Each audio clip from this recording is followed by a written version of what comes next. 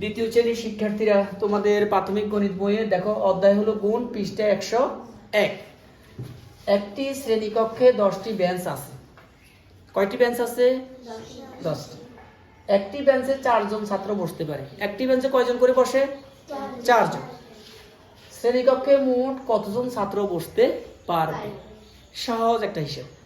তোমাদের শ্রেণীকক্ষে 10টা বেঞ্চ আছে, তোমরা একটা বেঞ্চে তোমরা 4 জন করে বসো। কয়জন করে বসো?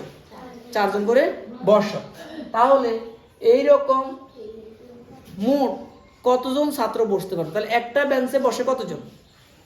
4 জন। একটি বেঞ্চে কতজন বসে? 4 জন। তাহলে 10টি বেঞ্চে বসবে এভাবে 4 জন 4 জন 4 জন, এভাবে চলবে না? 10 বার 10 গুণ 4, 10 গুণ 4। তাহলে কি আমরা এটা লিখবো? দেখো একটু একটু খেয়াল করো। আমরা লিখতে পারি একটি বেঞ্চে বসে, একটি বেঞ্চে কতজন বসে বলো তোমরা? 4 জন।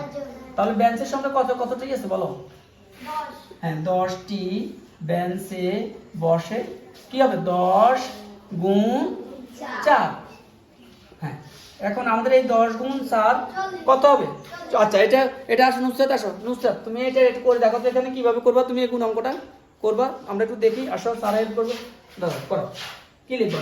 4 দিয়ে 0কে গুণ দাও। 4 দিয়ে 0কে গুণ করলে কত হবে? 0। হ্যাঁ হ্যাঁ, 4 দিয়ে 0কে গুণ করলে হবে 0। এরপর আবার কি করবে? 4 দিয়ে আমরা 1কে গুণ করবো। 4 একে 4, 4 একে 4, 4 একে 4। হ্যাঁ, 4 4 কত দাও?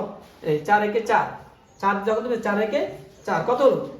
40। যাও আবার দেখো, 4 দিয়ে 0কে গুণ করো। 4 এর 0 4 দিয়ে পরে 1কে গুণ করো। 4 10 4 একে 4, 4 একে 4। 10 নামটা বললো 4 10 40। আমরা আরেকটু এইভাবে একটু শিখি। আমরা দেখো, আমরা যদি এইভাবে করি, একটু দেখো উপর নিচ দেখো করো।